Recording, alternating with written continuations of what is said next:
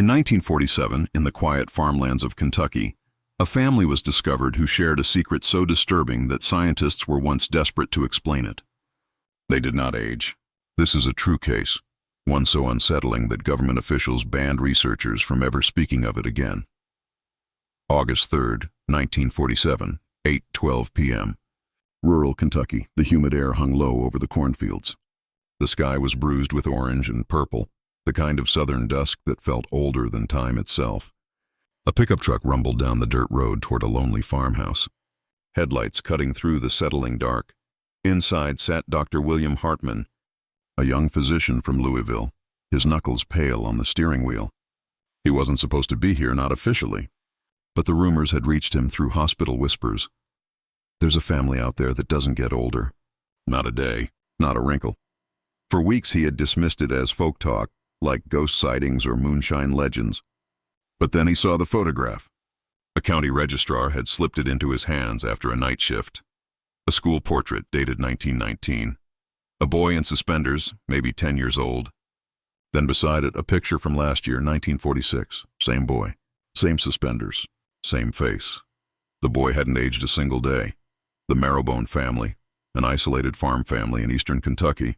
Parents, Samuel and Esther, 4 children, Elias, Ruth, Henry, and Miriam. Dr. William Hartman, an outsider doctor, investigating after hearing rumors. Sheriff Collins, small-town lawman who knows more than he, admits neighbor witnesses, a couple of locals who provide chilling testimony. William arrived at the Marrowbone farmhouse just after sunset. The house loomed tall against the fields, its white paint peeled to gray, windows unlit. No laughter of children, no lantern glow, just stillness. As he knocked on the door, a strange detail hit him. The air smelled wrong. Sweet, metallic, like rotting fruit mixed with copper. The door creaked open. A girl stood there, barefoot, pale, with dark hair tied back. She couldn't have been older than 12. "Evening, sir," she said softly. Her eyes did not blink. William's throat tightened. He had seen this exact face in that 1919 photo. This was Ruth Marrowbone. She hadn't aged a day. Inside, the farmhouse was immaculate yet unsettling. No clocks on the walls, no calendars. The furniture looked decades old but preserved, like no one ever sat long enough to wear it down. A radio played faintly in the corner, but the dial spun without signal, only static hissing through the room. Dinner was laid on the table, steaming, untouched. He noticed the food smelled faintly sour, like it had been cooked hours before but hadn't cooled. The father, Samuel, appeared, tall, stern, his hair jet black. Not a single strand of gray despite his supposed 60 years. He smiled politely, but something about his teeth seemed too sharp, too even. Over dinner, William asked simple questions. The family answered in unison at times, their words practiced. "How old are your children?" he asked. Esther, the mother, smiled. "The Lord has blessed us. They stay as they are meant to be," the girl Ruth whispered. "We don't count years here." Later, while Samuel fetched coffee, William glanced into the hallway. A framed photograph caught his eye, family portraits through the decades. The wallpaper behind them changed. The furniture shifted styles, but the faces, identical, unaged, frozen.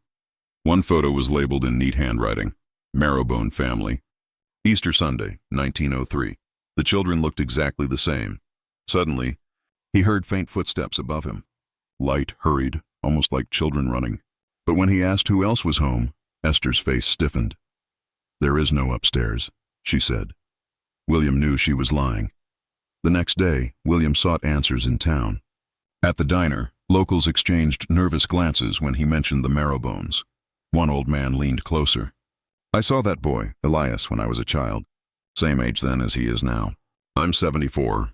He hasn't changed a bit," another whispered. "The sheriff warned us not to speak of it. Said government men came around once back in the 30s. Folks who asked too many questions. Disappeared."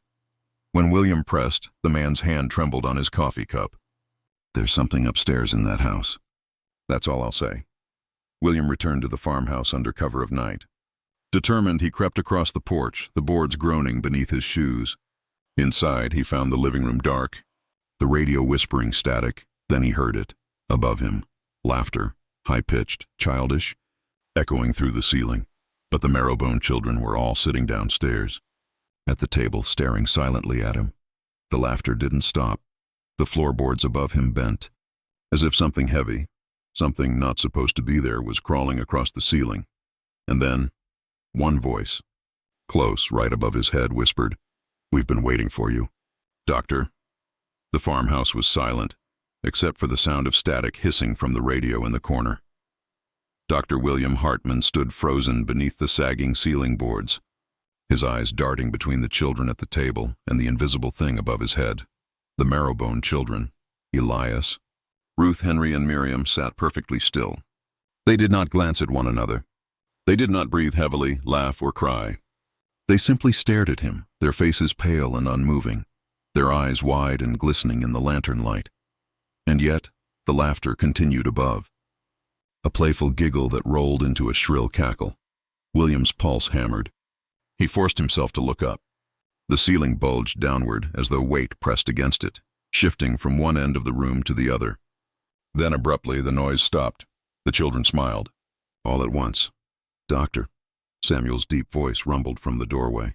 He held a kerosene lamp, the glow sharpening the hard lines of his ageless face. "It's late. You shouldn't be here." William swallowed hard. I thought I heard—" "There is nothing upstairs," Samuel interrupted. His voice carried no warmth. "This house has no second floor." "You are mistaken," but William knew what he heard, what he felt. The weight pressing above him had been real. Samuel's wife, Esther, appeared behind him, her expression blank. "Our children are tired. We thank you for your visit." The children rose from the table in perfect unison. Their chairs scraped against the wooden floor in the same exact rhythm as if rehearsed. One by one they stepped into the hallway, shadows swallowing them. The air inside the farmhouse seemed to thicken, heavy and cloying, like breathing syrup. William forced himself to nod.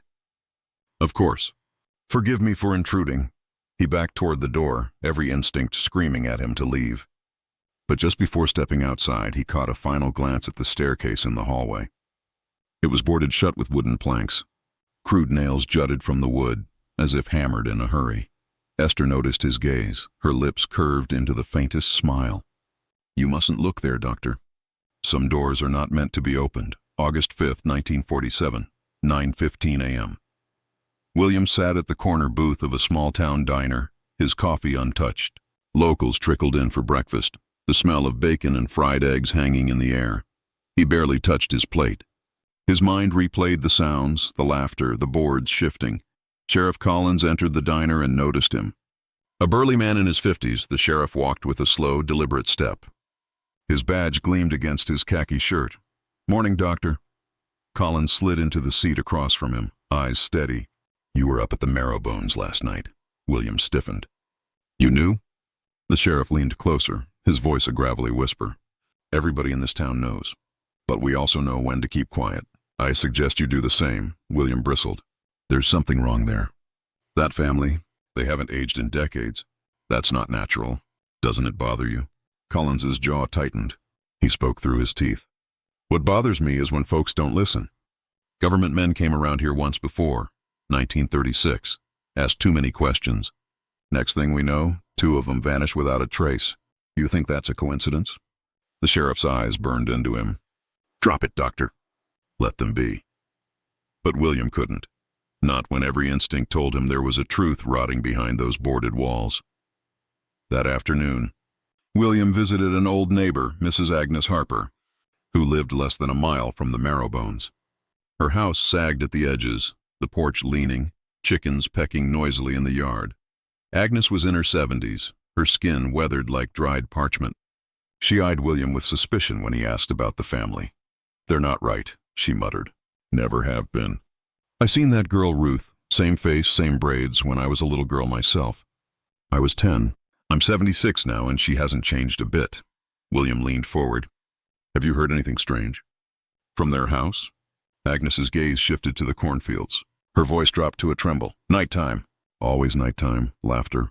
Footsteps on the roof. "Once I swear I saw something, someone, peeking out the attic window. But there ain't supposed to be no attic." She clutched her rosary. "They say the Marrowbones made a pact. That's why they don't grow old. But it cost them. Something lives with them now. Something upstairs." William felt a chill coil in his stomach. August 6, 1947, 10:42 p.m. Against all reason, William returned. Lantern in hand, notebook tucked in his coat, he approached the farmhouse. The windows were dark. No sound came from within. The boards over the upstairs stairwell drew his eye immediately. The nails looked fresh, hammered clean through oak. And yet, faintly from behind the boards he heard it again, giggles. Children's voices, muffled. He pressed his ear to the wood. The laughter stopped. A whisper slithered through the cracks. "We remember you." William jerked back, heart pounding. He raised his lantern higher and froze. On the staircase, the boards had shifted. One nail had loosened, sticking out at an angle, as though pulled from the inside. Suddenly he heard footsteps behind him. Turning sharply, he found Elias, the eldest boy, standing in the hallway. His face expressionless, his voice monotone. "You shouldn't be here." William steadied his breath. "Elias, how old are you?" The boy tilted his head, eyes glimmering in the lantern light. "We don't have years." "Then what do you have?" William pressed. Elias's lips stretched into a slow, unnatural smile. "Forever." At that moment, all four children emerged from the shadows of the hallway, blocking his path. Their small hands clasped together, forming a wall of pale faces and hollow eyes. Behind them, the sound of nails creaking filled the air. The boards upstairs were shifting again, bending outward. Something was trying to come through. The children began to hum, a low, tuneless sound that vibrated through the wooden walls. The staircase groaned. One board snapped, falling to the floor with a sharp crack. Through the narrow gap, William saw something move. Not a face, not a hand, something else. Pale, long-fingered, pressing against the opening. The children's humming grew louder. Their eyes glowed faintly in the dim lantern light. Then, in perfect unison, they whispered, "It wants to meet you." And from the darkness behind the boards, a voice unlike any human sound hissed, "Doctor?" August 7, 1947, 1:26 a.m. Dieter. William Hartman's lantern shook in his hand. He stared at the stairwell, where the boards strained outward under invisible pressure. The marrow-bone children hummed in unison, their pale faces tilted toward him. From behind the wood, something pressed forward, thin, elongated fingers, grayish-white. Bending the planks, the voice came again, sliding through the gaps like smoke. "Doctor." William stumbled backward, heart pounding. "Stop this," he barked, more to himself than to them. "What is that upstairs?" The children fell silent. Their humming died. In the silence, only the boards creaked, bending, stretching, ready to break. Then Samuel appeared in the hallway. His voice was calm. "That's enough." At once the pressure on the boards ceased. The children lowered their heads, silent, obedient. Samuel's eyes bored into William. "You should leave." William's throat was dry. "What are you hiding?" Samuel stepped closer, his face inches away. His skin looked unnaturally smooth in the lantern light, as though time itself had been polished from him. "Some knowledge," he whispered, "destroys the men who chase it." August 7, 1947, 10:15 a.m. By morning, William's resolve hardened. He could not simply walk away. His medical mind demanded answers.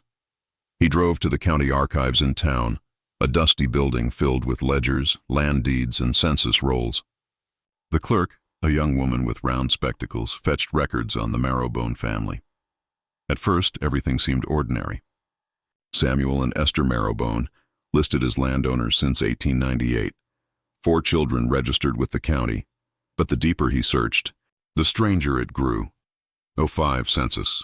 Elias Marrowbone, age 10/1915 census. Elias Marrowbone, still age 10/1925. Census. Elias Marrowbone, age 10. The numbers never changed. Not once in 40 years. When William asked about school records, the clerk frowned. "Funny thing. We had boxes of those. But sometime back in the 30s, federal men came through and ordered them burned. Said it was for national security." Outside, Sheriff Collins waited beside his patrol car. He lit a cigarette, smoke curling into the hot air. "You just can't let it go, can you, Doctor?" William crossed his arms. "You knew." "About the census. About the government." The sheriff's jaw flexed. "I knew enough." "More than you want to." He flicked his ash.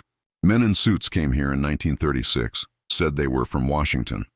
They spent a week on that farm, running tests. Then they vanished. The car left in the field, doors wide open. Not a trace of them since. He stepped closer, lowering his voice. Let me give you advice. If you keep poking at the marrow bones, something will happen to you too. And this town won't stop it. William stared at him. Why protect them? The sheriff's face darkened. Because we're still here. And maybe we wouldn't be if we crossed them. August 8th, 1947, 11:48 p.m. Despite Collins's warning, William returned to the farmhouse under cover of night. This time he carried tools, a crowbar, hammer, and notebook. The house was dark. No lanterns burned. No voices carried. Only the chirping of crickets in the fields. He slipped inside through the kitchen door. The air smelled faintly of iron and mildew. The dinner table was still set, plates untouched, food long spoiled. He crept to the hallway where the boarded staircase loomed.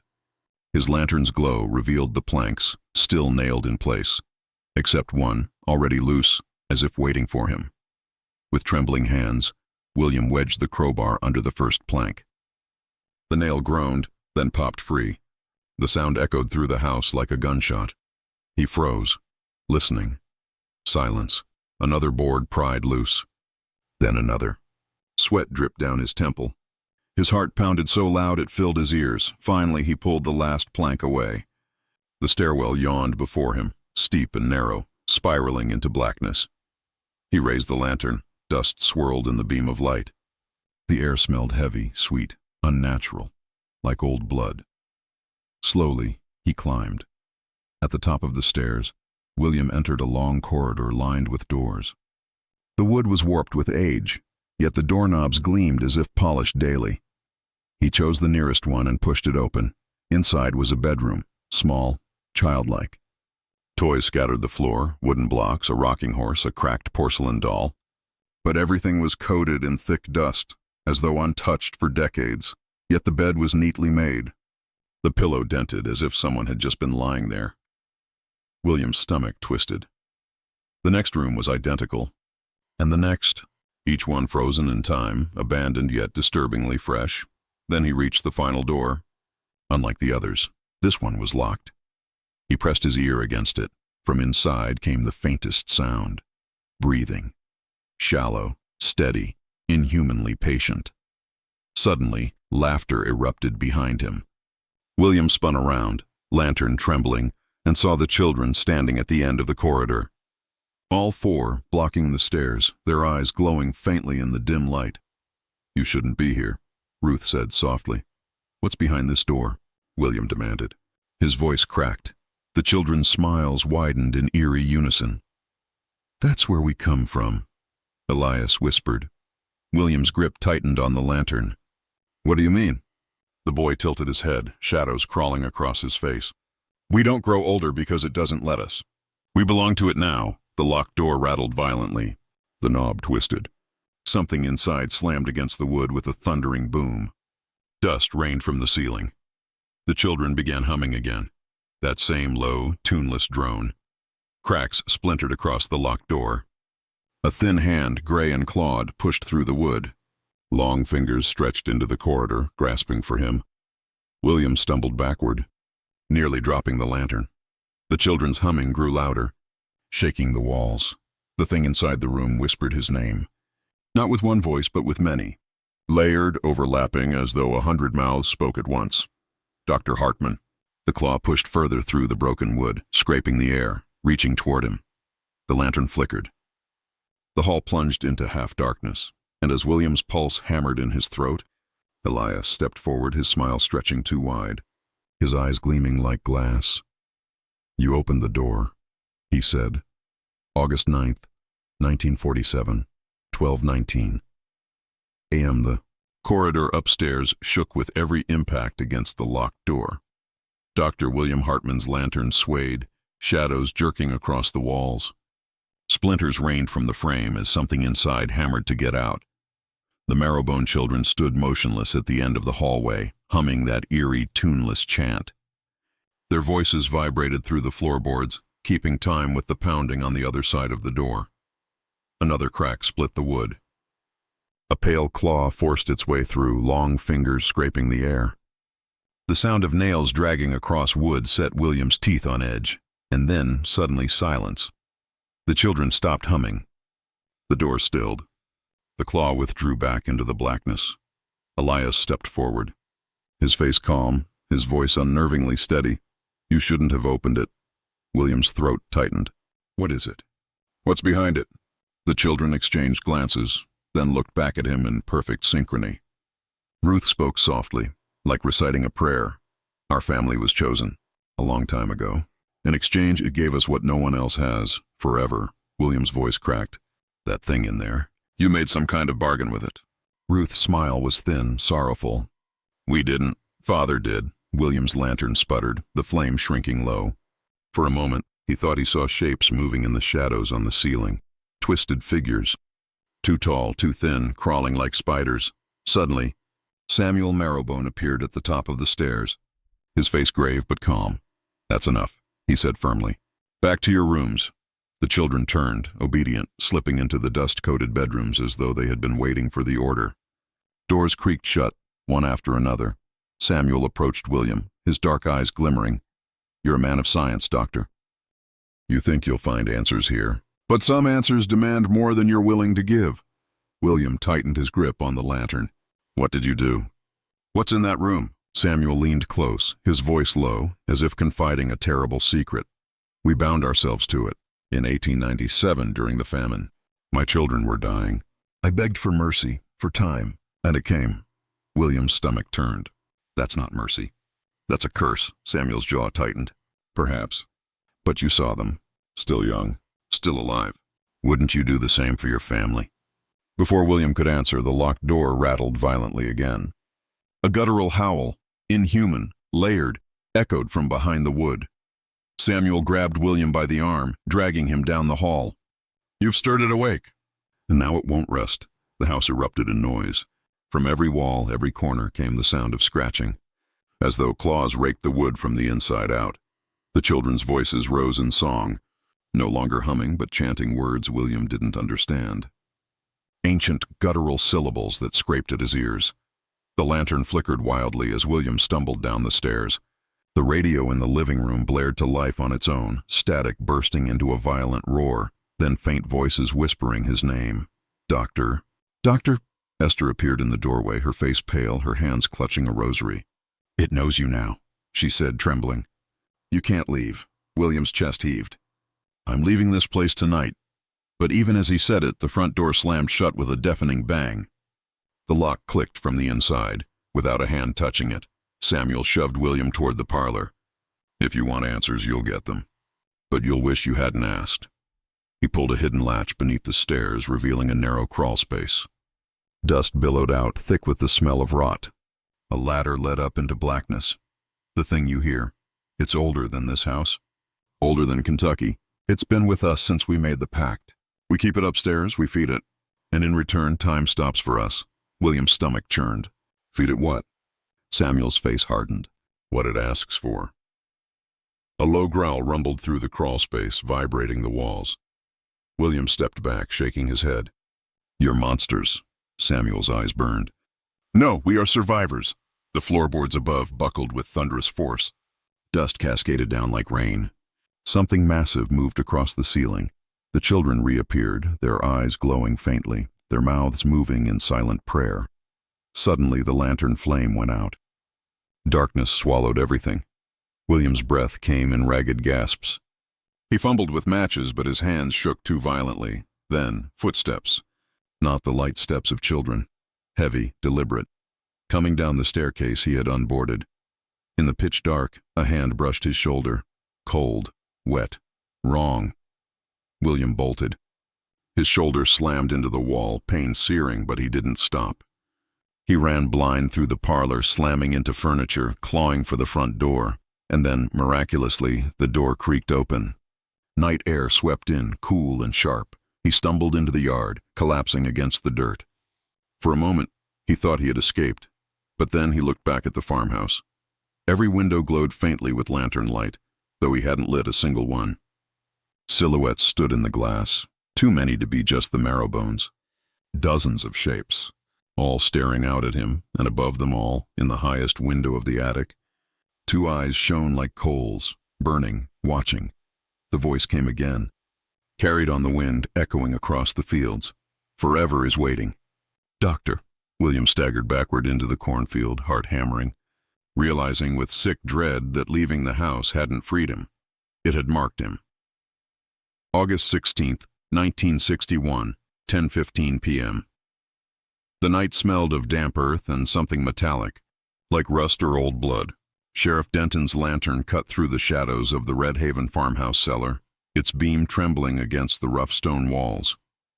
Behind him, Dr. Ellis dragged his feet, whispering nervously, "We shouldn't be here." "This isn't right." The sheriff stopped. His voice, usually steady, wavered. "They're hiding something. Something the government doesn't want us to see. That's why they sealed the damn property." The cellar air was stifling, thick, like it had been waiting years for someone to breathe it in. Old wooden shelves were lined with mason jars, but instead of canned peaches or beans, each jar seemed to hold something else. Preserved tissue, bones small as a child's finger, and cloudy liquid that distorted whatever floated inside. Dr. Ellis covered his mouth. "God, these aren't animals." Sheriff Denton didn't answer. He crouched near a wooden chest in the corner. The lock had long since rusted away. He pried it open, and inside lay stacks of handwritten journals wrapped in oilcloth. On the first page of the topmost book, in bold looping script, were the words, "The gift of blood is the gift of time." Ellis whispered, "What the hell does that mean?" The entries read like a twisted family manual. The first was dated November 3rd, 1791. It described how an ancestor, Jonas Redhaven, made a pact with the Keeper of Ashes. In exchange for sacrifice, his bloodline would be spared the rot of time. Each generation was tasked with maintaining the ritual. Every 30 years, under a red harvest moon, they had to take in new life and spill it into the soil. The journals mentioned livestock, but later entries grew vaguer, until October 1947. That entry was fresh, ink still dark. It described how the ritual had been broken when outsiders, the scientists, had stepped in. The family had panicked, locking themselves away until the new blood could be secured. Ellis closed the book, his hand shaking. They were feeding it. Not just animals, people. That's why no one ever saw those missing children again. Denton's voice was flat. That's why they never aged. At the far end of the cellar, a narrow corridor sloped downward into blackness. A heavy oak door stood shut at the end, its surface scarred with claw marks, human-sized. Something behind it moved, slowly, deliberately. Ellis froze. "Sheriff, tell me you heard that." The sheriff raised his lantern, jaw tight. "Stay behind me." The scratching grew louder, then stopped abruptly. From the other side came a sound so unnatural it made the air vibrate. A slow, rattling breath, wet and uneven. The sheriff whispered, "That's not natural." Suddenly, the oak door shuddered violently, dust and splinters raining from the hinges. Ellis stumbled backward, tripping over a jar that shattered at his feet. A preserved hand rolled out, its fingernails chewed to the bone. "Jesus Christ!" he screamed. The sheriff grabbed his arm. "We're leaving. Now." But before they could move, the door's lower panel cracked. A pale, skeletal hand slipped through the gap, groping at the air. Its skin was waxy, stretched too tight over bones, and its nails were jagged and black. Ellis gasped. "That's one of them." The sheriff yanked him toward the stairs. Behind them, the door splintered again, this time with a sharp, shrill cry that didn't sound human at all. They burst out of the cellar and slammed the hatch shut, just as something pounded against it from below. The wood bowed upward, straining against the pressure. Denton dragged a beam across the hatch to bar it. He leaned against the wall, breathless. Now you see why they banned the scientists. They weren't just protecting the family. They were protecting the world. Ellis wiped sweat from his brow, shaking his head violently. No, this is worse. The Redhavens aren't just refusing to die. They're evolving into something else. The pounding stopped. Silence spread, thick and suffocating. Then, faintly, from beneath the hatch came a whisper. A child's voice. "Don't leave us in the dark." The sheriff and Ellis froze, eyes locked on the wooden hatch, trembling beneath their feet. The voice came again, clearer this time. Dozens of voices, all overlapping, young and old, male and female, crying, begging, calling their names. Ellis clutched the sheriff's arm. whispering through trembling lips. "They know we're here." The lantern flickered once, twice, then went out, leaving them in absolute darkness as the cellar hatch slowly began to open on its own. August 17th, 1961, 2:14 a.m. By the time help arrived at the Redhaven farmhouse, there was no trace of Sheriff Denton or Dr. Ellis. The cellar hatch stood wide open, its wooden planks splintered outward, as though something had forced its way into the night. Only one item was left behind, a single Redhaven family journal. Its last entry dated the very same night.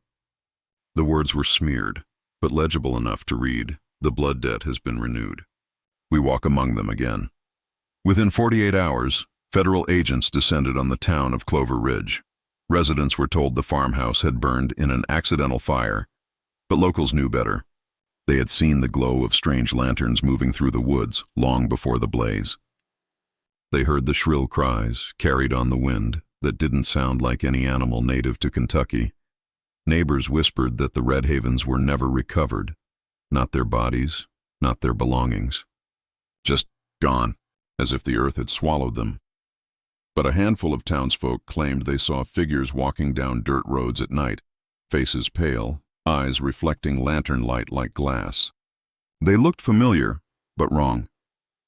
Years later, a retired deputy confessed in a taped interview that he was the first to step inside the house after Denton disappeared. He claimed the walls of the cellar were lined with fresh carvings, hundreds of names etched deep into the stone. When asked what those names were, his voice broke. They were ours. Every last person living in Clover Ridge, even mine. The tape was cut out minutes later. The deputy shot himself that same evening. Officially, Dr. Malcolm Ellis was declared missing in 1961, but unverified reports surfaced across the years. A man matching his description had been seen in scattered towns, always walking at dusk, never speaking, never aging. One account came from a gas station clerk in Ohio. 1978. The man bought a pack of matches and scribbled something on the receipt before leaving. The clerk swore the handwriting was Ellis's, and the words were simple: "Don't follow them. Don't follow me." The story of the Redhaven family became local folklore, but traces of truth kept surfacing. Police records from as late as 1992 document missing children in the counties surrounding Clover Ridge, each case occurring within days of a red harvest moon. Each family claimed the same thing: a knock at the door at midnight, followed by the sound of children's laughter just outside. When the door was opened, no one was there, but in every case, one child in the household disappeared before morning. The farmhouse ruins are long gone, bulldozed in the early 1970s. The land is fenced off, marked private property, though no one claims ownership.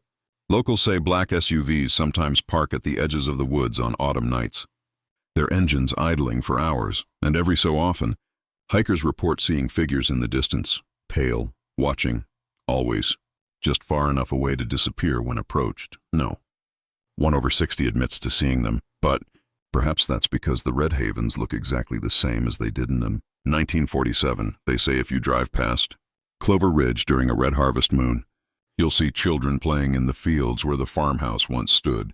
They'll wave at you smiling, their faces too perfect, untouched by time, and if you stop, if you roll down your window, even for a second, you'll hear them whisper, in voices that don't belong to children at all, "We never die. We only wait." The end.